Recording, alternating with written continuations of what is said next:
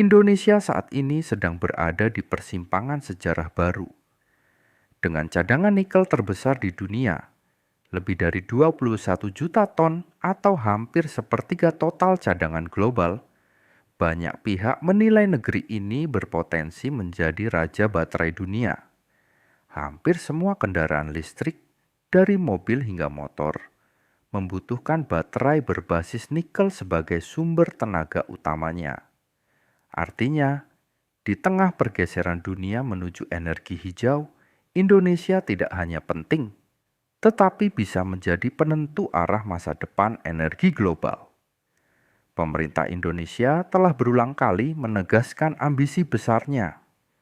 Presiden, menteri, hingga pejabat tinggi menyatakan bahwa Indonesia tidak boleh lagi sekadar mengekspor biji nikel mentah, melainkan harus membangun industri hilirisasi yang lengkap, dari smelter, pabrik prekursor, hingga pabrik baterai EV.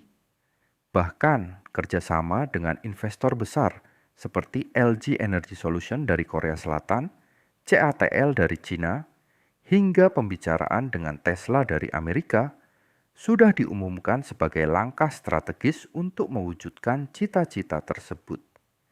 Namun, di balik ambisi ini, muncul pertanyaan kritis. Apakah Indonesia benar-benar bisa naik kelas menjadi pemain utama dunia?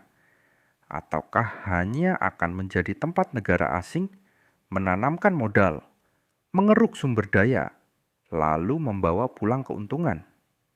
Sejarah panjang kita dengan komoditas lain, mulai dari minyak, gas, hingga batu bara, mengingatkan bahwa cita-cita seringkali kandas karena lemahnya kendali nasional atas industri strategis.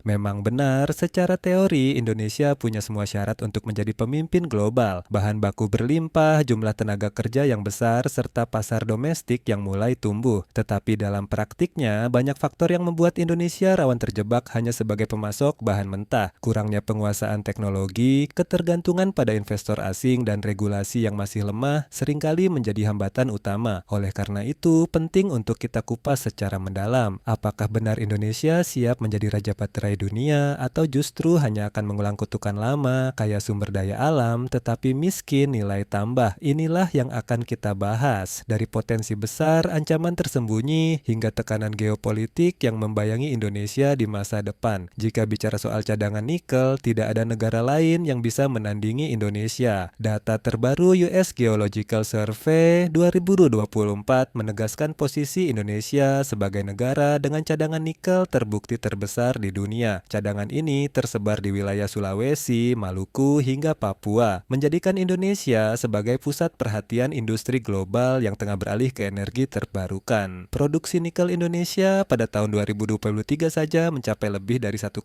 juta ton, melampaui Filipina yang hanya sekitar 400.000 ton, dan jauh di atas Rusia maupun Kanada. Angka ini bukan sekadar statistik, melainkan bukti bahwa Indonesia telah menjadi pemain utama dalam rantai pasok global. Jika dunia ingin mempercepat transisi ke kendaraan listrik, hampir mustahil tanpa keterlibatan nikel dari Indonesia. Tak heran jika perusahaan-perusahaan raksasa dunia mulai berlomba masuk. Tesla pernah melakukan penjajakan. BWD dari Cina telah mengumumkan minat besar, sementara LG Energy Solution dan CATL sudah menandatangani kontrak miliaran dolar. Mereka tahu tanpa akses ke nikel Indonesia, ambisi menguasai pasar kendaraan listrik dunia akan terhambat. Dengan cadangan dan produksi sebesar itu, wajar jika banyak pihak optimis bahwa Indonesia akan menjadi pusat industri baterai dunia. Hilirisasi yang tengah digencarkan pemerintah dipandang sebagai jalan keluar dari kutukan sumber daya alam, bukan hanya mengekspor bahan mentah, tetapi juga menguasai industri bernilai tinggi. Namun, semua optimisme ini hanya akan terwujud jika Indonesia mampu mengendalikan rantai pasok dari hulu hingga hilir. Jika tidak, potensi besar ini bisa kembali menjadi mimpi kosong. Kita kita hanya menyumbang bahan mentah, sementara keuntungan triliunan rupiah justru mengalir ke negara lain.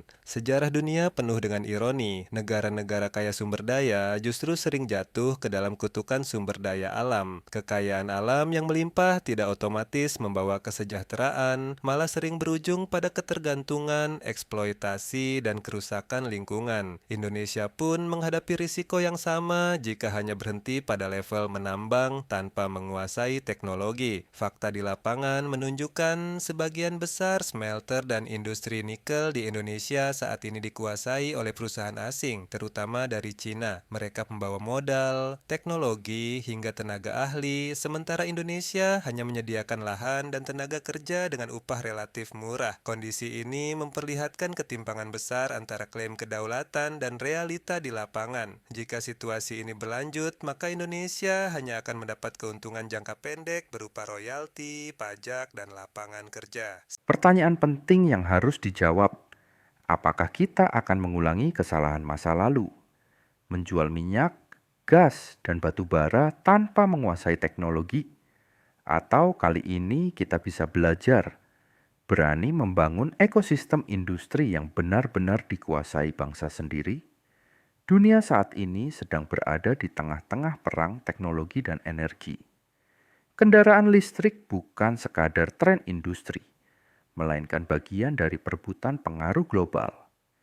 Amerika Serikat dan Cina sama-sama berlomba menguasai rantai pasok baterai listrik, dan di tengah pertarungan itu, Indonesia berdiri sebagai pemain kunci karena menguasai cadangan nikel terbesar. Cina sudah menanamkan investasi besar melalui perusahaan raksasa seperti CATL dan Tsingshan. Sementara Amerika Serikat berusaha masuk lewat Tesla dan tekanan diplomasi. Keduanya sadar, siapa yang menguasai nikel Indonesia akan punya kendali besar atas masa depan kendaraan listrik dunia. Kondisi ini membuat Indonesia seperti diperebutkan dua raksasa.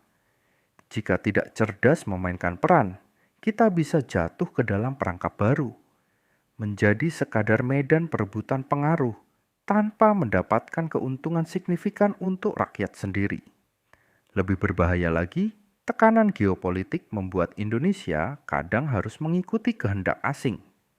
Misalnya, ketika pemerintah melarang ekspor biji nikel mentah, sejumlah negara menggugat ke WTO. Situasi ini menunjukkan betapa rumitnya menjaga kedaulatan di tengah tarik-menarik kepentingan global. Jika Indonesia tidak mampu memainkan kartunya dengan bijak, maka potensi besar ini bisa berubah jadi jebakan. Alih-alih jadi raja baterai dunia, kita bisa kehilangan kendali atas salah satu sumber daya paling strategis di abad ini. Pilihan ada di tangan kita. Indonesia bisa memilih untuk hanya menjadi pemasok bahan mentah, atau berani naik kelas menjadi produsen baterai dunia. Kedua jalan ini akan menentukan apakah kita jadi pemain utama atau sekadar korban baru dalam skenario global. Untuk menjadi raja baterai dunia, Indonesia harus berani menuntut transfer teknologi, bukan sekadar menerima investasi. Investor asing harus diwajibkan membangun ekosistem lengkap dari hulu ke hilir di dalam negeri, agar kita tidak selamanya tergantung pada mereka. Pemerintah perlu membuat regulasi tegas yang memastikan rakyat mendapat manfaat nyata. Bukan hanya dari royalti, tetapi juga dari lapangan kerja berkualitas, pendidikan teknologi, dan penelitian yang mendorong kemandirian bangsa. Dunia pendidikan dan riset harus dilibatkan. Universitas, BUMN, hingga startup lokal harus bersinergi membangun inovasi baterai dalam negeri. Jika tidak, Indonesia akan selalu berada di bawah bayang-bayang asing, meskipun memiliki cadangan nikel terbesar.